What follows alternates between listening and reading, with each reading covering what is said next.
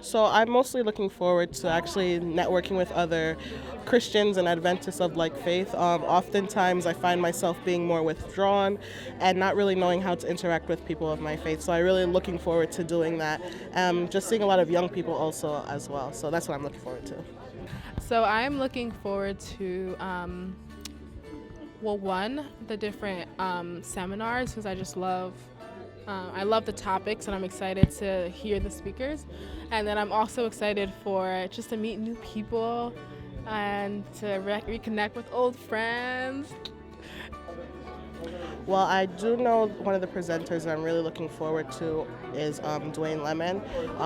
I've watched his things in regards to music and just the society in general, and just really being able to stand alone and not go along with what the world has to say.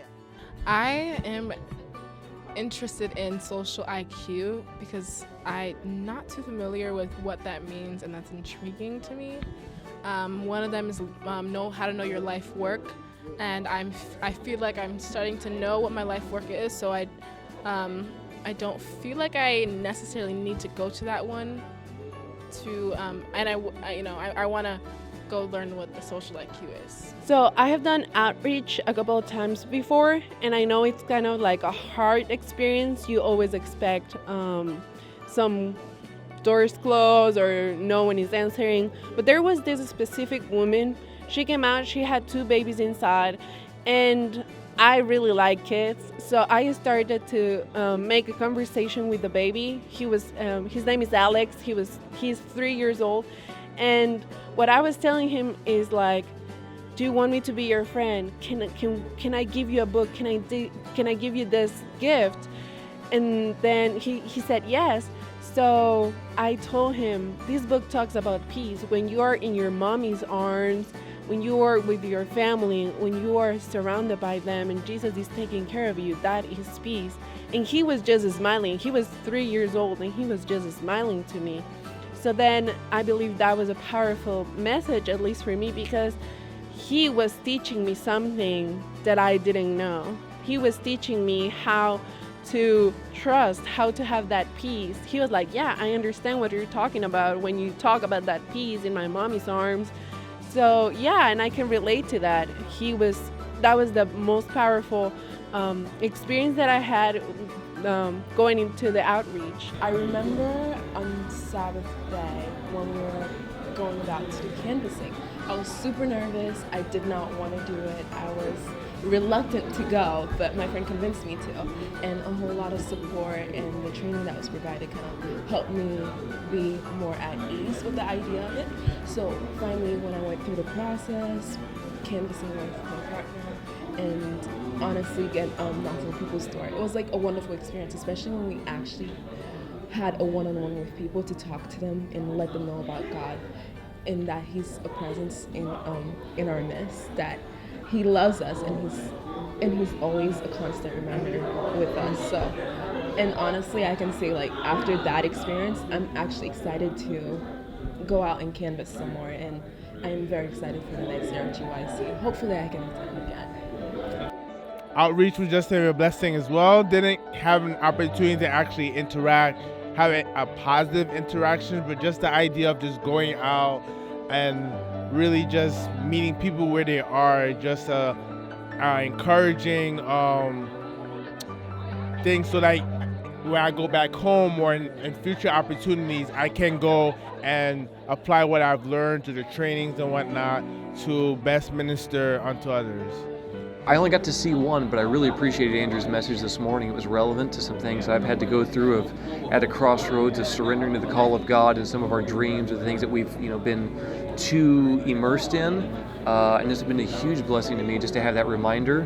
I appreciated how he unpacked some of his themes. So yeah, I was blessed by it. Well, there was a lot that has, but one that specifically stood out to my mind was in our devotional this morning, in the morning devotion by Andrew Barrett.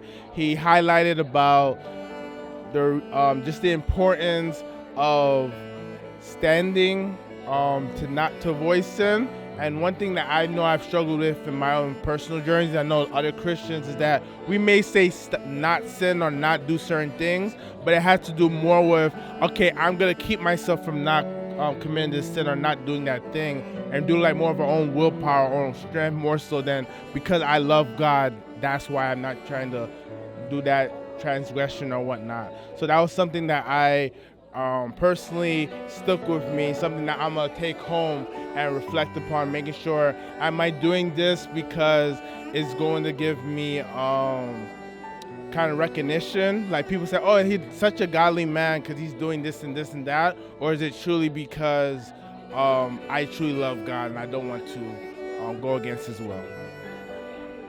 I was asked by one of the econ members, like, hey, we heard you're in the area now. Would you be willing to be one of our presenters? And I said, absolutely, I'd love to.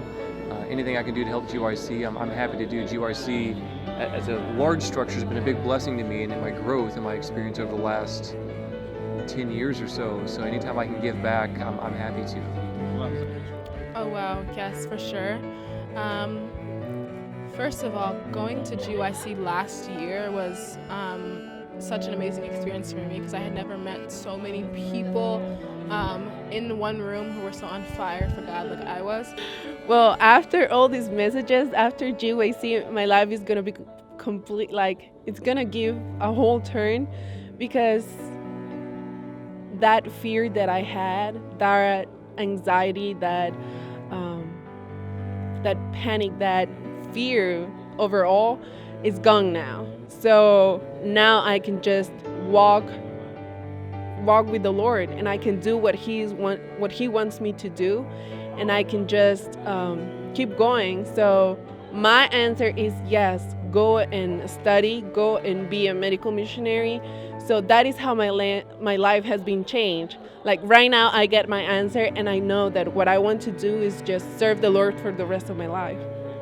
A tip that I have for anyone who would attend GYC Atlantic in the future is just definitely, as much as you may have friends or other people that may be attending, please take this opportunity to make it a really a time where you can make a personal connection with God. So seek out the seminars, seek out the opportunity for you to have personal growth.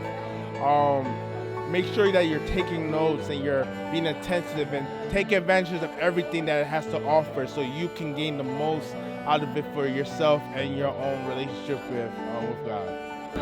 You'll feel overwhelmed with all of the information, and you'll want to do everything, and in the end you'll be pulled towards the thing that you need most in your life right now. So all I have to say, keep an open mind and an open heart to all the different activities that are available, because you'll experience so many wonderful things. I would encourage people to seek out folks who would give them the support and the affirmation that they need to be the person that God is calling them to be. It's very easy as a young person to feel isolated in your home church setting or maybe even your school setting. Not a lot of people see things the way that you see them, or feel that the direction you're going is reasonable, you're being too serious. So to have people who do understand the seriousness of Christianity, but also the enjoyableness of it, but still the fact that it's serious, and who would support you in that, I think is very important. And so to find community at places like this can be a huge blessing for your Christian growth. So don't hide to yourself, don't just hide with your friends. Expand your network of people who can be folks who will be like iron sharpening iron in your experience. I think you'll be grateful for it. Come, please come, because definitely GYC is a life-changing experience. Like, I was not expecting anything. I was not expecting Jesus to change my life at GYC, but He definitely did, and He can change your life here. And not because the people in here are powerful, but it's because the Holy Spirit and Jesus is guiding this program and is guiding this project to lead you a little bit closer to Him, because He loves you. He wants to be as closer to you as possible.